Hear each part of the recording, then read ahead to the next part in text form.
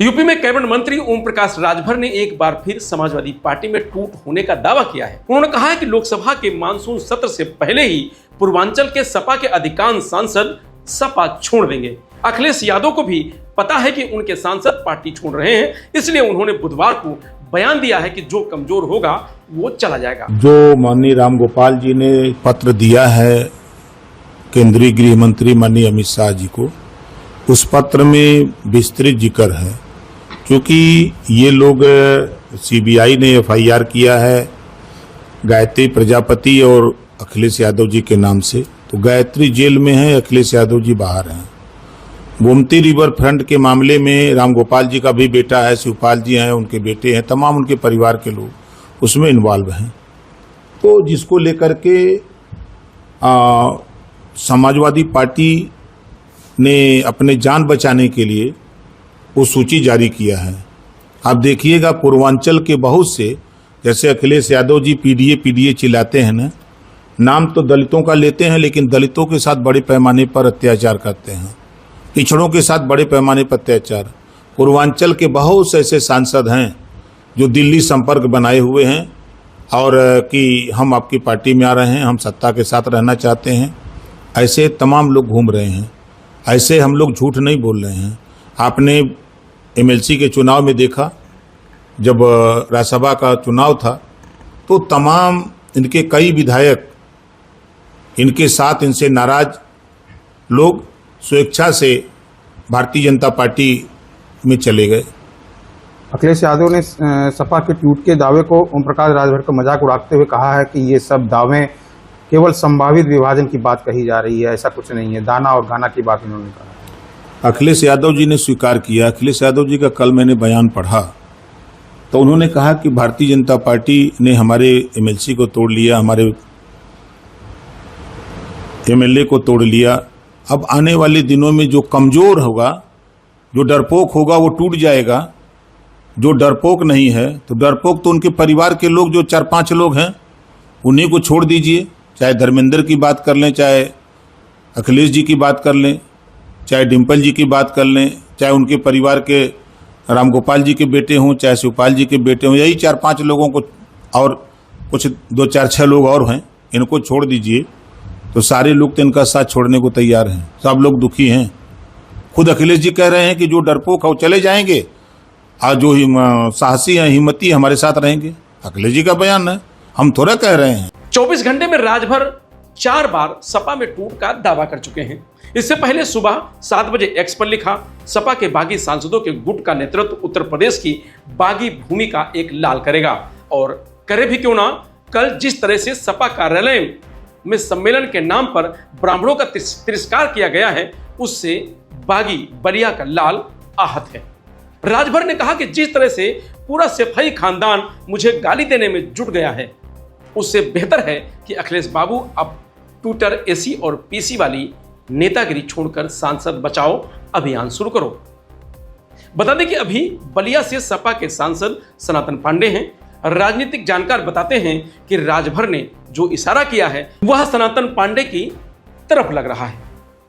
तो राजभर के बयान पर सनातन पांडे ने कहा कि मुझे ये सभी बातें हंसी वाली लगती हैं। मैंने कभी नहीं सोचा था कि कोई मेरे बारे में ऐसी बातें कहेगा। मुझे समझ नहीं आ रहा है कि इसका क्या जवाब दूं। हमको बहुत हास्यास्पद ये सब टिप्पणियां लग रही हैं कि ऐसी उम्मीद नहीं थी कि जीवन में मेरे ऊपर कोई इस प्रकार की टिप्पणी करेगा। तो मैं समझ ही नहीं पा रहा हूँ उनका जवाब मैं कैसे दूं। उनको मैं जरूर इस बात के लिए साधुवाद देता हूँ। उन बेचारी ने जो बलिया का एक सांसद जो बलिया तक सीमित था, उसको आपके पास तक पहुंचाने का काम कर दिया। और आप लोग अंतर्राष्ट्रीय पत्रकार हैं, अब हम अंतर्राष्ट्रीय नेता हो गए। तो अभी तक तो मन में था कि एमएलए बनेंगे, एमपी बनेंगे, तो सारी पूरा हमारी समाजवादी पार्टी ने पूरा कर दिया। अब वहाँ तो अंतर्राष्ट्रीय बनने का जो सवाल है वो प्रकाश राजभर ने पूरा कर दिया।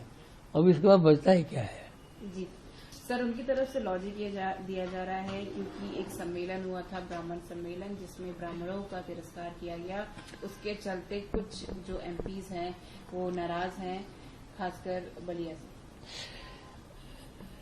उस मीटिंग का आयोजक मैं ही था।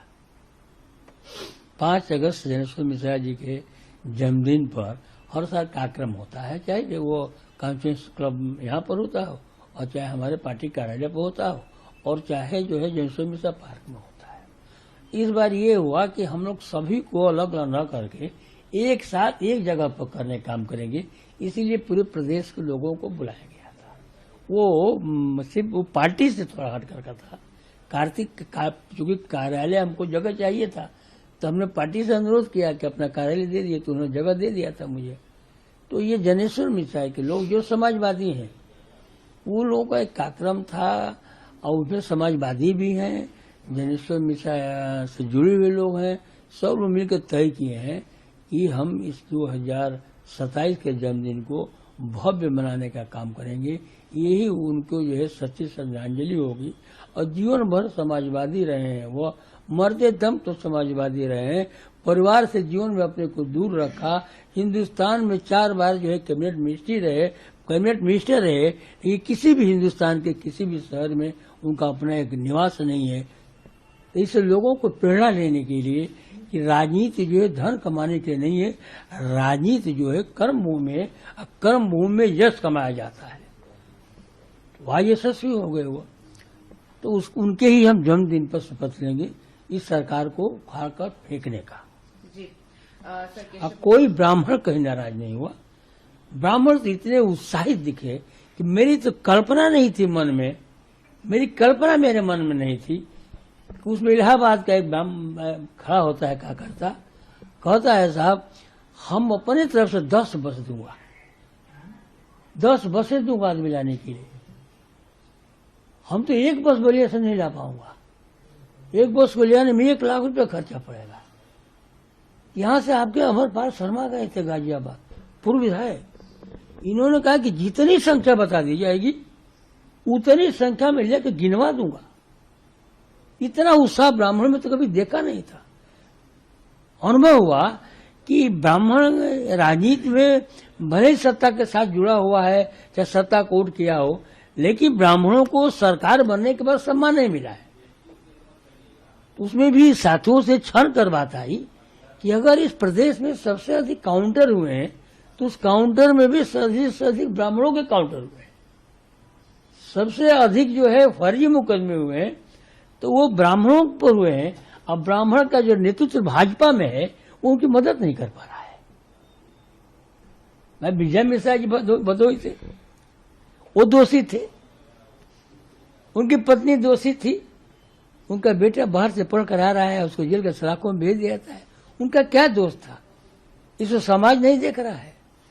समाज को उत्तरदायित्व बनता है कि अगर अपने लोगों के साथ अत्याचार हो तो समाज के लिए खड़ा हो। इसके बाद अखिलेश यादव ने राजभर के बयान पर पलटवार किया और लिखा कि भविष्यवाणी करने वाले अपनी पार्टी की भविष्यवाणी करें कि उन्हें भाजपा 75 सीटें दे रही है या फिर 50 का आश्वासन।